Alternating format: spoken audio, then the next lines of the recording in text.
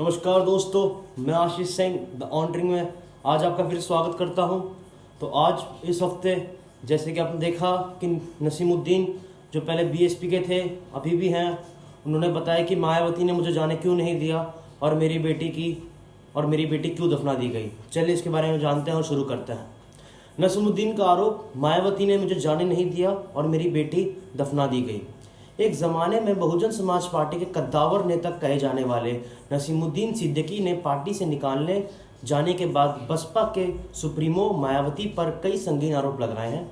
उन्होंने कहा कि मायावती ने उन्हें अपनी एकलौती बेटी के कफन दफन में शामिल नहीं होने दिया। जी हाँ, जब उनकी बेटी की मौत हुई थी तो उनके इंतकाल में भी जाने नहीं दिया।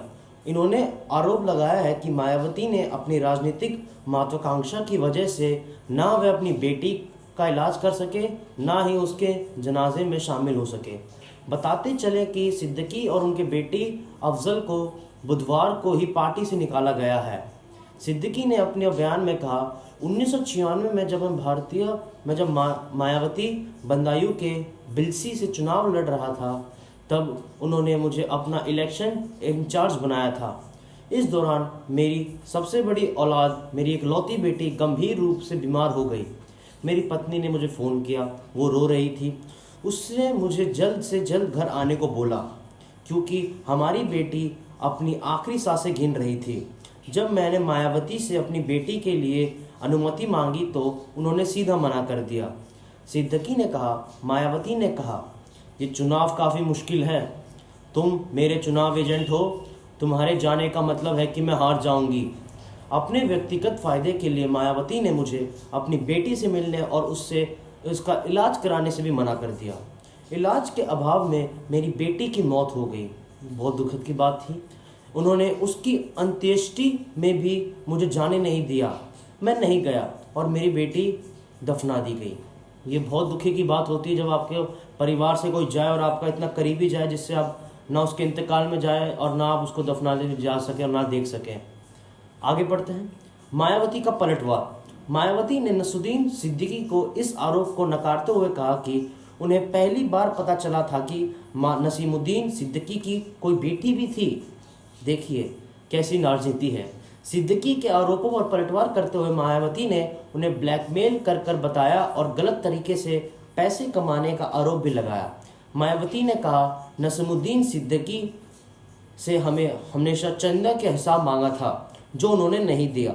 हमें कई लोगों से शिकायत मिलती रही वो पार्टी फंड के कैसे पैसे का गलत इस्तेमाल कर रहे हैं। ऐसे में मजबूरन हमें उनसे पार्टी से निकालना पड़ा था। मतलब दोस्तों देखिए समय कैसा आ गया है कि एक आदमी दूसरे आदमी को निकाल रहा है बस ये कह के कि उन्हें पार्टी से निकालना पड़ रहा है। एक तरफ जहाँ पर नसीमुद्दीन सिद्दीकी कह रही है कि उन्हें अपने बेटी से नहीं मिलने दिया, वहीं पर मायावती कह रही है कि मैंने उन्हें मिलने दिया था लेकिन उन्होंने पैसों के चक्कर में मेरे को कभी बताया नहीं कि उनकी कोई बेटी भी है। आगे देखते हैं, आज एक बहुत बड़ी खबर आई है कि ओबीसी से अनुसूचित जाति में आने वाली यूपी के इन 17 जातियों को क्या क्या मिलेगा लाभ। जी हाँ, यूपी में 17 और जातियां अब अनुसूचित जाति की गिनती में आ गई हैं। चलिए इसके बारे में जानते हैं। योगी आदित्यनाथ सरकार की पिछड़े वर्ग ओबीसी के 17 जातियों को अनुसूचित जातियों में लिस्ट में डाल दिया है। इनमें कहार, कश्यप, केवट, मल्हा, निषाद, कुम्हार, प्रजापति, दीवर, बिंदु, भर, राजभर आदि शामिल है। अब इन जातियों के लागू अनुसूचित जाति के मिलने वाले लाभ पर पात्र बन जाएंगे। उन्हें सामाजिक, आर्थिक और राजनीतिक तीनों लाभ मिलेंगे। आइए जानते हैं कि आखिर ओबीसी के अनुसूचित जाति में आने पर क्या क्या लाभ मिलता है। राजनीतिक लाभ, सरकारी लाभ मतलब इन जातियों की राजनीतिक में भागीदारी बहुत कम है, लेकिन अब इन चुनावों में आरक्षण का लाभ होगा। यूपी में अनुसूचित जातियों को लिए लोकसभा जबकि 403 विधानसभा में से 86 रिजर्व हैं। इनमें कई जातियों को चुनाव लड़ने का अवसर मिलेगा। ओबीसी के लिए सीटें रिजर्व नहीं है, इससे इनका भी फायदा होगा। अब आगे पढ़ते हैं, सामाजिक लाभ क्या होगा।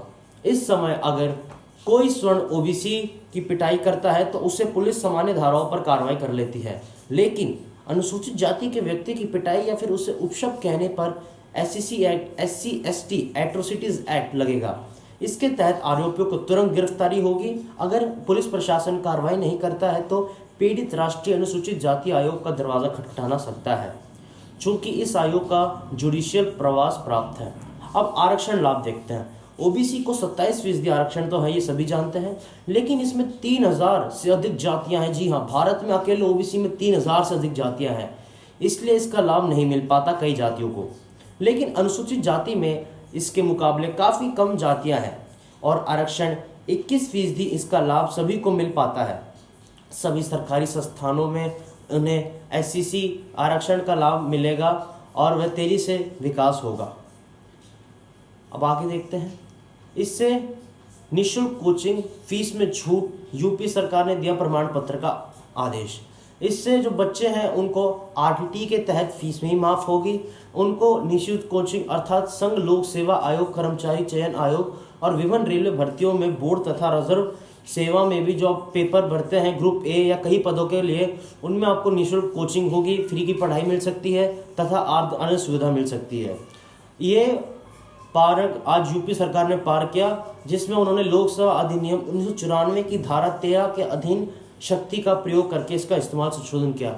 अब तो पता नहीं समय ही बताएगा कि कानून ठीक था या गलत, लेकिन हम यही कहना चाहेंगे कि देश तब तक नहीं बदल सकता जब तक जातियाँ खत्म नहीं हो सकती। जब तक भेदभाव बढ़ते रहेगा, देश तब तक घटते रहेगा। और आखिर में जाने से पहले जरूर बोलना चाहूँगा, मास्क जरूर पहनिए क्योंकि कोरोना भी खत्म नहीं हुआ। धन्यवाद। जय हिंद, जय भारत।